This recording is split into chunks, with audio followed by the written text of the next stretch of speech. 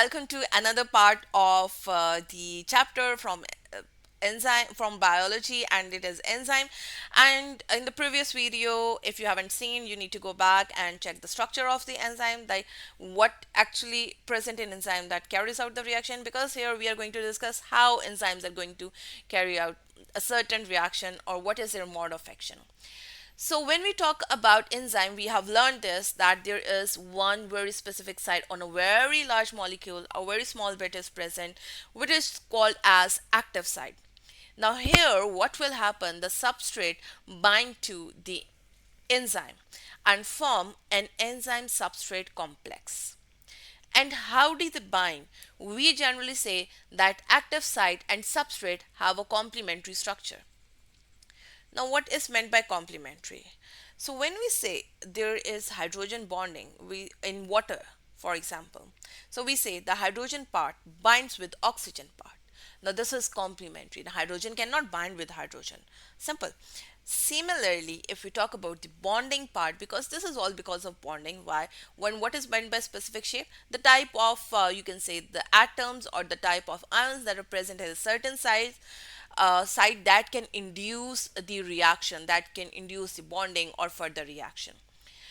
And it can be easily denatured by heat or pH. So you have to maintain, or it is very necessary to maintain the pH or a heat or temperature of that certain point. For example, if we talk about humans, the temperature for human is entirely different from the reptiles, of course, and from the plants, of course. So we have a different temperature at which our enzymes work. Plants have a different temperature. Similarly, if we talk about the human body, the different parts have different pH. For example, if we talk about mouth, the pH is completely different. That is almost neutral. If we talk about our stomach, it's acidic. While if we talk about our intestine, it's alkaline. So there are different pH and they act at different pH, and it actually affects the type of bonding that is present over there. So substrate, how what will happen? The substrate collide, or there would be interaction, or there will be effective collision, which actually leads to the breaking of bonds or making of bonds. That actually induce the correct orientation and speed in order for a reaction to occur. So when two things collide, they should have possess maximum kinetic energy for the reaction to occur.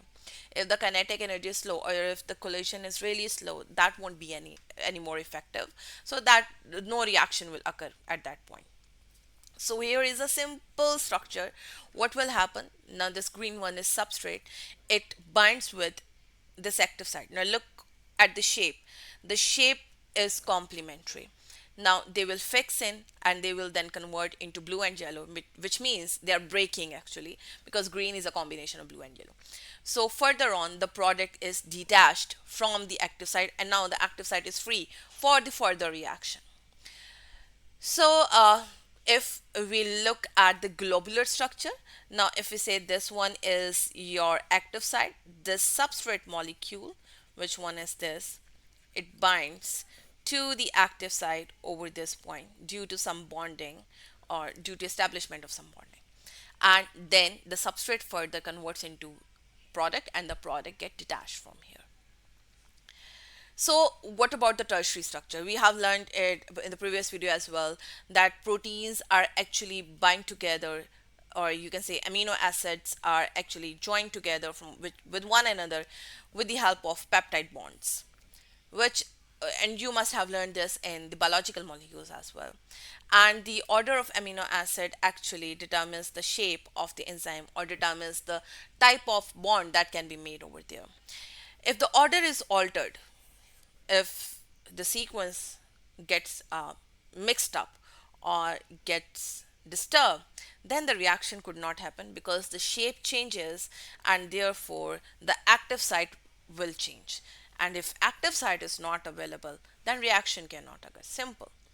Now, how do enzymes actually uh, increase the speed of reaction?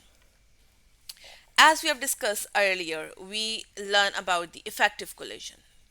Now, what is effective collision? It is, you can say, the amount of energy that is required to start a reaction. So, active energy is same. energy that is required to activate a reaction. So for any reaction to occur on its own, the energy of product must be less than that of the reactant. For example, we have learned this in catalase, hydrogen peroxide converts into water and oxygen. So high energy product is converted into low energy product. Sorry, high energy reactant converts into low energy product. So what how it lowers the activation energy? It actually lowers the activation energy by providing it an alternative pathway because it's binding it with it. So alternative pathway to substrate to carry out a reaction. For example, I give a very simple example. For example, if you are writing on your own, and students become lazy sometimes, we also become lazy, but and we need a constant, like someone to say that you need to do work. Our moms do that, and she'll call and she'll scold us that you need to complete your work really fast. So your mom or your teacher is your catalyst and you are a substrate. Now catalyst is not doing something, the energy is not wasted for her, but we actually speed up our, you can say, the rate of work, or the rate at which we are doing work, just then we'll think, okay, let's speed up. So it's the speeding up or moving your hand really fast is your alternative way. So the enzymes provide an alternative way to do a reaction, or we just go to ChatGPT or some cheating tool and find the answer really quick and just write it so that our homework will be completed on time. So activation enzymes actually provide an alternative way, or by lowering the activation energy. So initially the activation energy is really high. So when we use enzyme, the activation energy drops down to this level, and the reaction occur at a very low energy as well. Definitely. So reaction need a kickstart. That is actually given by the activation energy.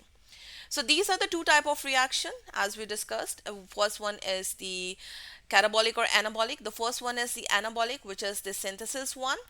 The two different, you can say, substances, they join together to make a new compound.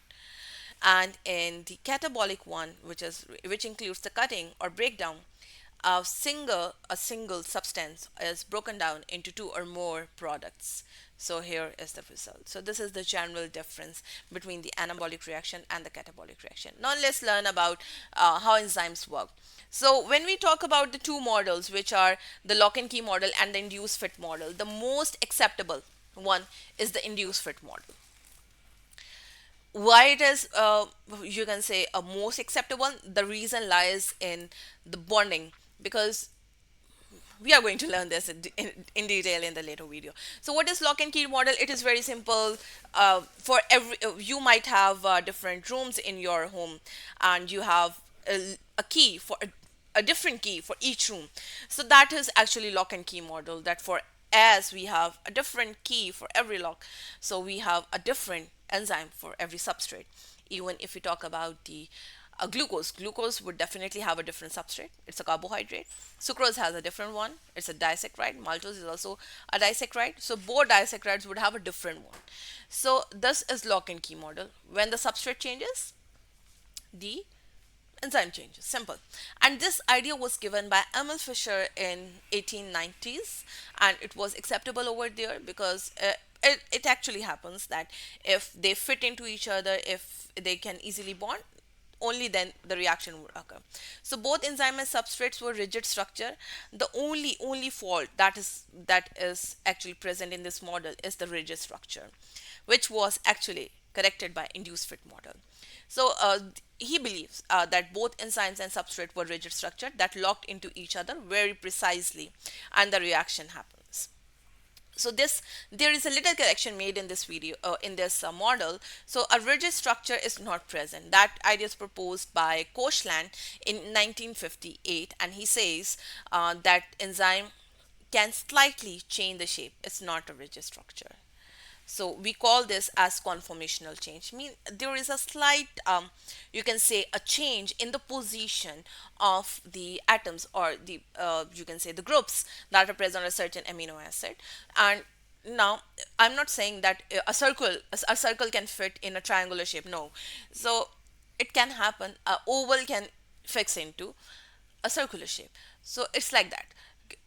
It's not entirely different, but if they if there are chances, there would be a change in their conformation. So this is a lock and key model. A specific shape is there, so they'll fit. But what does our induced fit model says?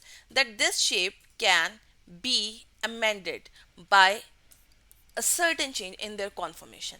So the substrate could bind to the enzyme and make a substrate enzyme complex. So, as we have discussed, what is lock and key model? Each lock has a specific shape that only accept one key. Each enzyme has a specific shape that accept only one substrate. The shape of the substrate exactly fits the shape active site of the enzyme. While the induced fit theory says the enzyme may actually change shape slightly, it may mold itself around the substrate like a glove molds to hand.